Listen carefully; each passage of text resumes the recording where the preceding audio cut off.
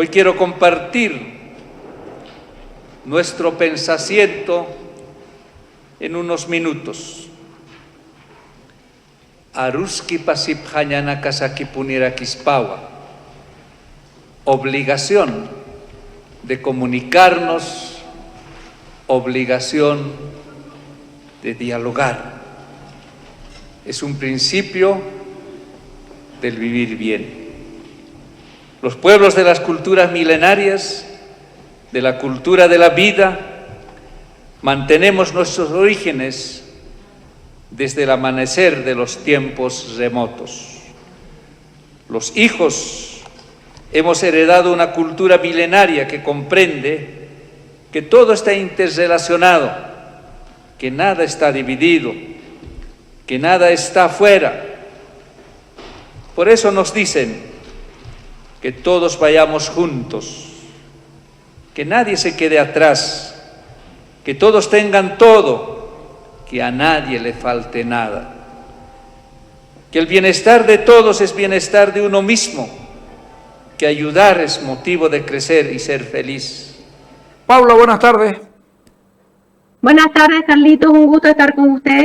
Igualmente, Paula, lo escuchó a don David Choquehuanca y no sé si coincide conmigo que su discurso es bonito, en el sentido de bonito, bien compuesto, buenas intenciones, pero esto no tiene nada que ver, es completamente ahistórico, ¿verdad?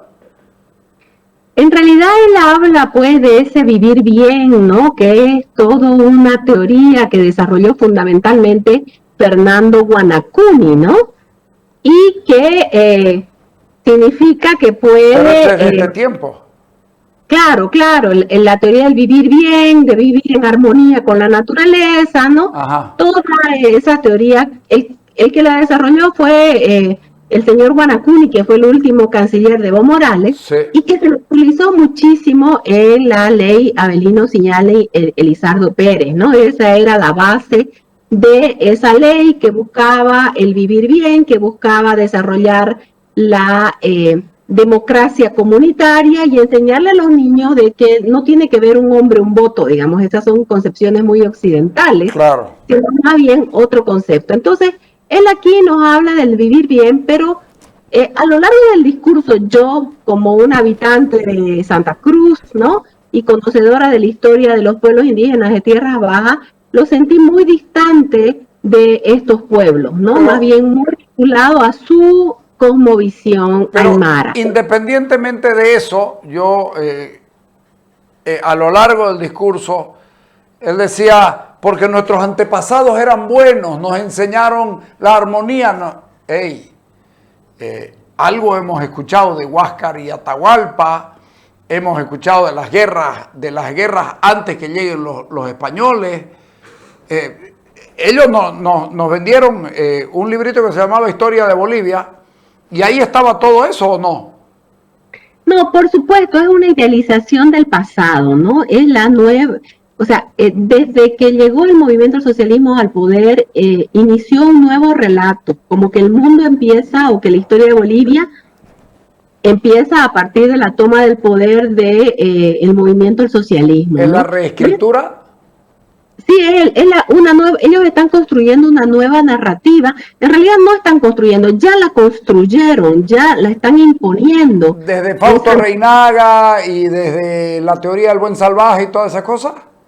Yo iría más allá. A la gente le gusta decir mucho que es desde Fausto Reinaga, pero yo creo que es desde Franz Tamayo, ¿no? Franz Tamayo ya dice que la historia de Bolivia es la historia de los pueblos indígenas y que no hay historia mientras no estén los pueblos indígenas. Entonces, para mí el punto de partida es justamente Franz Tamayo y, por supuesto, ya Fausto Reinaga, él es un intelectual indio, ¿no? Entonces, claro, como digo, indígena tendría que decir, porque ahora no está bien dicho la palabra indio, es un intelectual indígena, pero sí hay toda, o sea, yo creo que lo que está pasando ahora en Bolivia tampoco es producto única y exclusivamente del movimiento al socialismo, ¿no?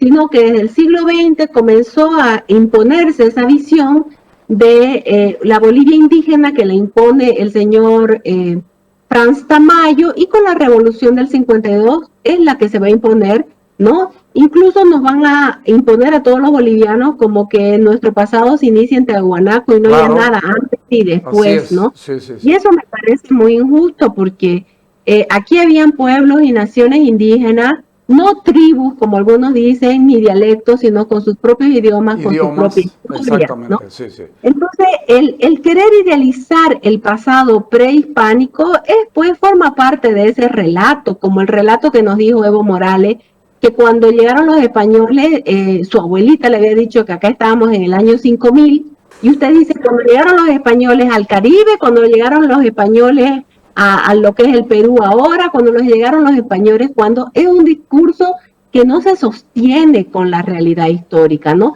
Como decir, nosotros antes vivíamos bien, pero ¿acaso no sabemos que en el caso del oriente boliviano los chiriguanáes venían conquistando desde hacía cierta cantidad de años a todos los pueblos que se encontraban?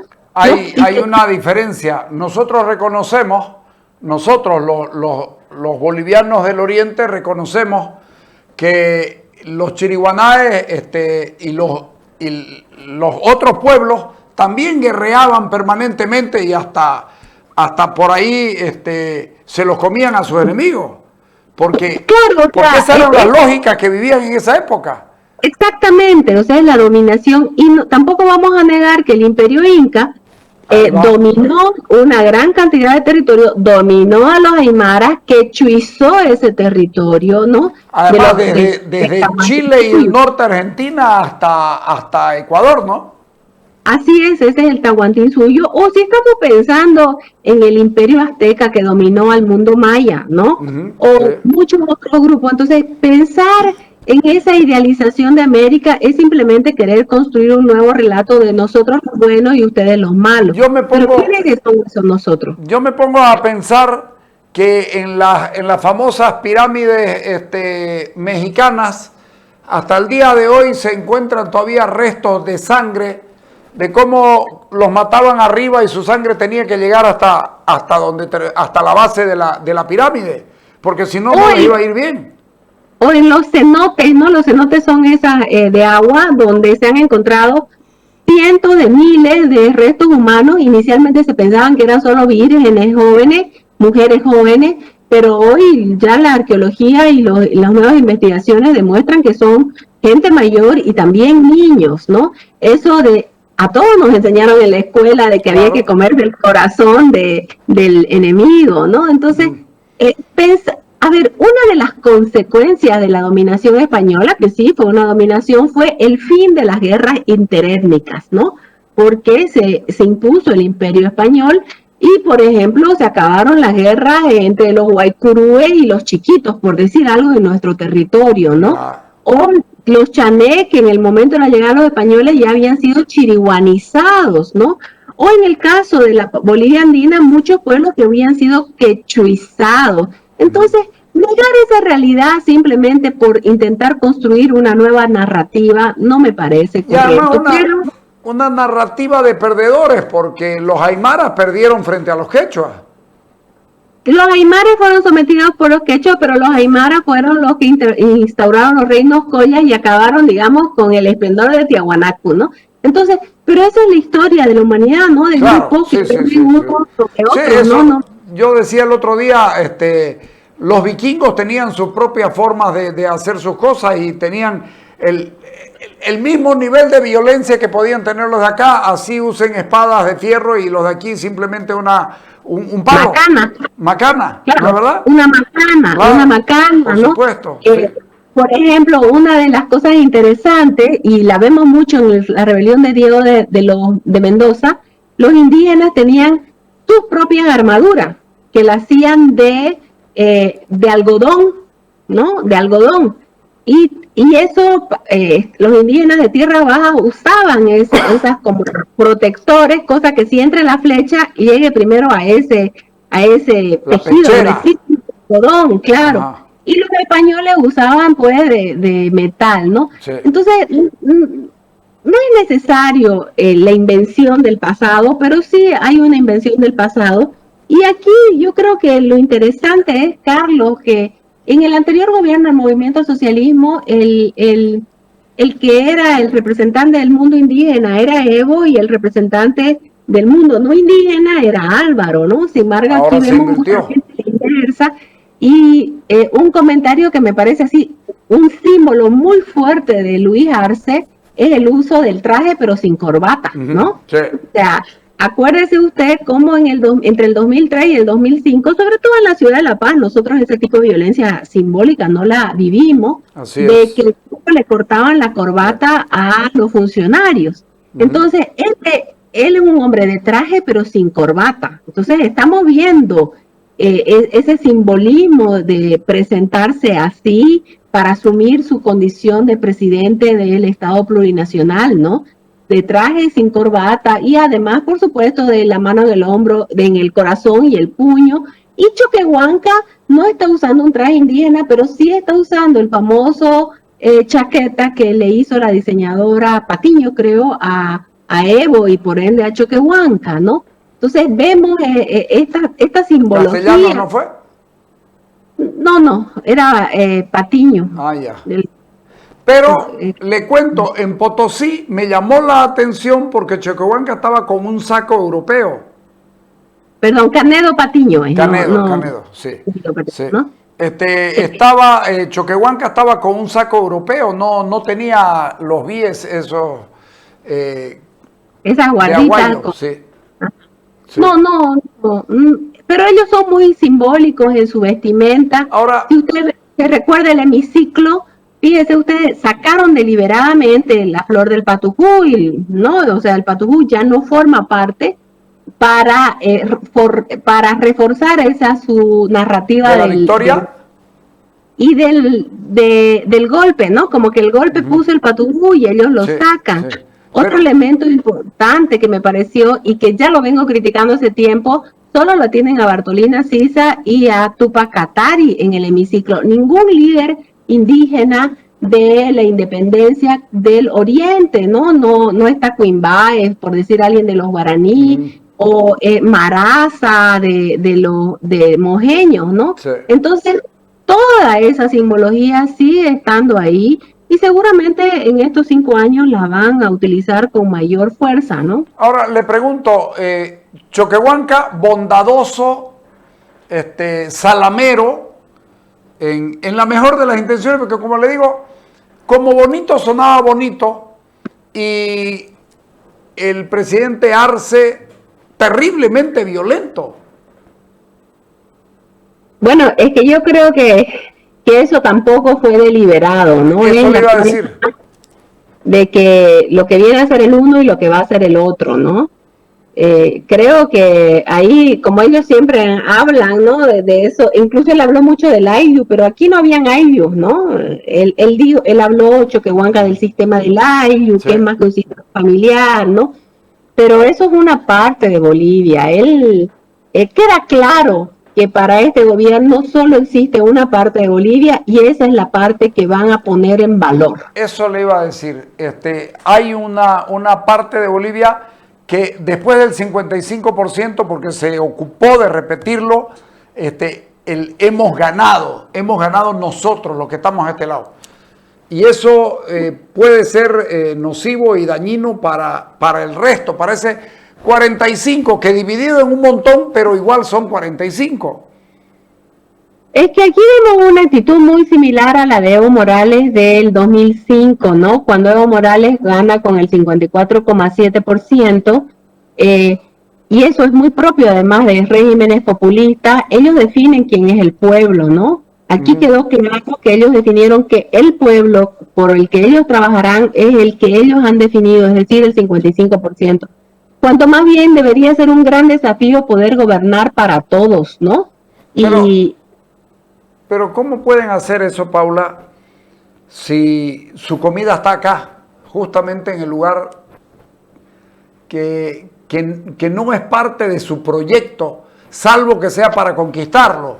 Lo hablábamos el otro día cuando dijeron, aquí tenemos 50,000 pasaportes para que se vayan los cruceños de Santa Cruz.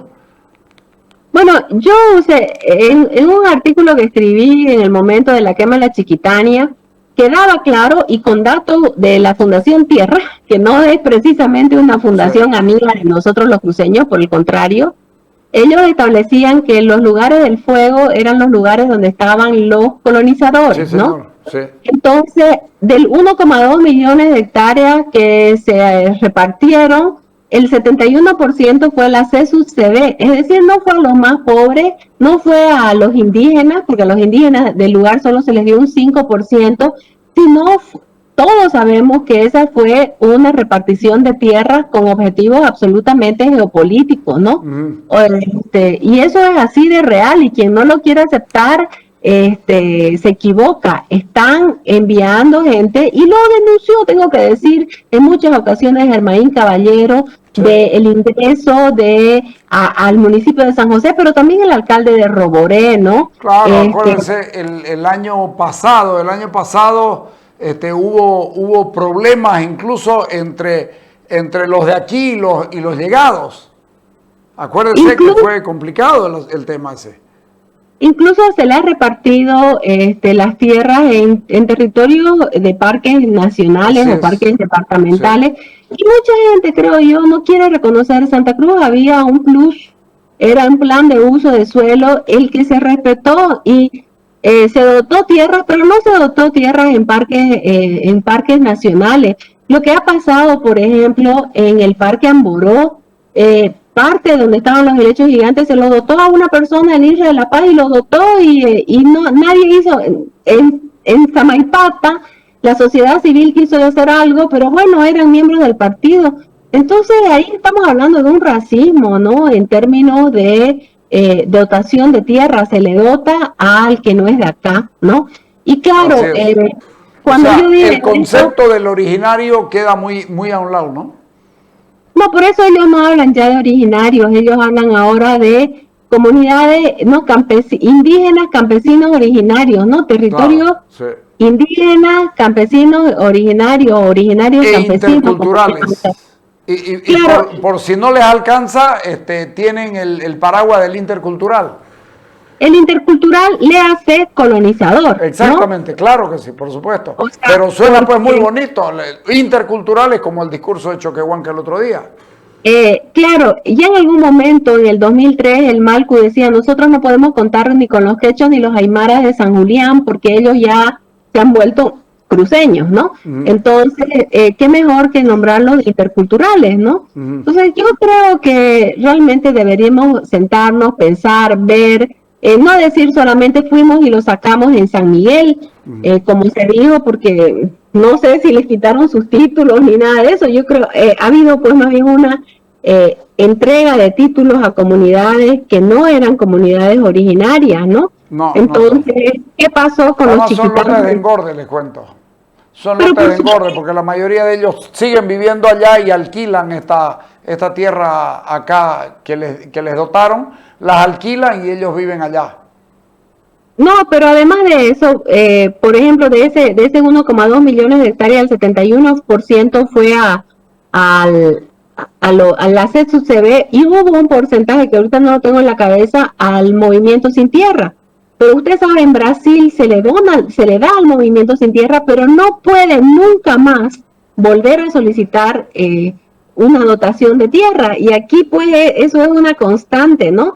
Es como quien dice, deme un terreno para que yo viva, porque acabo de emigrar y en Santa Cruz no hay donde viva, y de ahí lo vendo cuando la ciudad crece y le voy a volver a exigir al municipio, ¿no? Entonces hay esa perversidad que la venimos viendo hace 14 años, 15 años ahora, y seguramente los próximos 5 años más, porque además en ese concepto que muchos intelectuales el mundo andino usan, de los famosos pisos ecológicos, que simplemente es un concepto, intentan decir, ustedes van a ser los productores de alimentos, ¿no?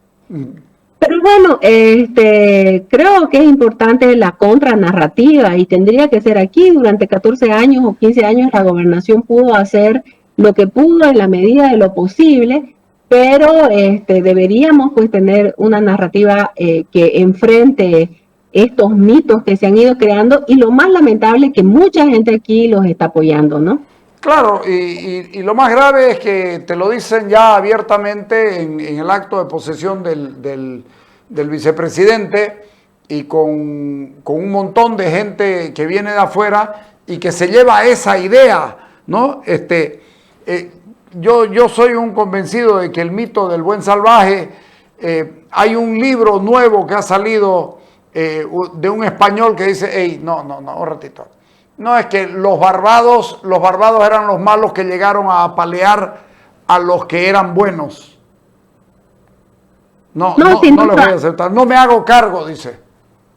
Es que nosotros tampoco nos podemos hacer cargo del pasado, ¿no? Claro, por supuesto. No vengan a echar la culpa a los cruceños como se lo hizo en muchas ocasiones de una pobreza que no tenemos responsabilidad. Nosotros tenemos responsabilidad con lo que hemos hecho en esta ciudad y en este departamento y seguramente algunos responderán, ¿no? Pero Santa Cruz era un departamento, una ciudad primero muy pequeñita, ¿no? Sin ninguna capacidad. Absolutamente, sin ninguna responsabilidad. Sí. Y nunca fue Potosí, ni fue Oruro, ni tuvo esas riquezas que eran determinantes, ¿no? Pero sabe que hay un libro también que es de María Elvira Roca, que lo recomiendo, se llama Imperiofobia, ¿no? Y ella cuenta cómo se construye ese mito contra los españoles, digamos, ¿no? O ese mito de que los indígenas no íbamos a la escuela, pues, ¿y qué pasó aquí, digamos? ¿Por qué aquí sí fueron a la escuela? ¿Por qué sí los niños chiquitanos aprendieron a leer y escribir en su lengua? ¿Por qué construyeron esas misiones y construyeron el arte y la música, digamos, ¿no? O sea, es que mucho de lo que utilizan aquí no se aplica, ¿no? Y algunos, lamentablemente, algunos cruceños quieren utilizar categorías del mundo andino que no son para medirnos a nosotros, sí, señora. Que no sirven. Y lo que mucho he reclamado yo a los intelectuales del mundo andino es que ellos no hacen ningún esfuerzo en entender esta otra realidad, ¿no? Incluso en un libro que fue muy conocido aquí decía que Samaipate estaban chiquitos, digamos, ¿no? O sea, no tienen ni conocimiento de nuestra geografía. Así es. ¿No? A nosotros sí la tenemos porque en la escuela básicamente lo que se nos enseña es esa otra historia, ¿no? No nuestra historia. Así es. Paula, la última, ¿cuál discurso se va a imponer? ¿El de Arce o el de Choquehuanca? Mire, yo creo que ninguno de los dos y los dos a la vez, digamos, ¿no? Porque Arce, mire usted también, ¿quiénes forman parte del gabinete? Claro. O sea, licenciados. Todos son con traje y sin corbata, ¿no? Militantes del movimiento al socialismo, incluso hay un intercultural, entre paréntesis, colonizador de Santa Cruz, ¿no? Sí. Que es el ministro de Tierras, ¿no? Sí. Entonces hay una señal muy clara, ¿no? Hay una señal clarísima que la Comisión contra de lucha contra el narcotráfico está Leonardo Loza, sí. Y así podemos lo metieron al ratón a la despensa, digamos, ¿no? Claro, o sea, entonces una se pregunta ¿qué ese discurso de Arce cuando ganó cambió sustancialmente en 20 días, ¿no? Así es. Porque del 18 de octubre al 8 de noviembre el hombre cambió del día a la noche, sí, señor. ¿no? Sí. Y nos dijo, claro, la noche ha vuelto. Sí, sí. La veo mañana. Ya, gracias, Carlos. Gracias, Paula. Ya. Bien, ¿sabes qué? Tenía que sacármelo de aquí, porque no es correcto dejar que las cosas pasen. A veces nos pasan muchas cosas porque somos incapaces de tocarlas cuando debemos. No, déjalo, ¿para qué vas a estar hablando huevada que el Pachacuti? No, ¿sabes qué? La única manera de abrirle un poco la cabeza a la gente, la única manera de ubicarnos a todos donde exactamente tenemos que estar, es discutirlo y debatirlo todo. Con Paula, con otras personas, amigas, nos juntamos a reflexionar, aunque no escribamos nada, aunque no hagamos nada, todavía, pero estamos reflexionando, estamos hablando, estamos conversando, estamos tirando ideas, porque si no, vamos a caer en la noche y resulta que no queremos caer en la noche que nos quieren imponer. Nosotros todavía queremos seguir mirando el sol y el día con toda la fuerza y con todo su esplendor, así que tras de ello vamos. Al corte, dale.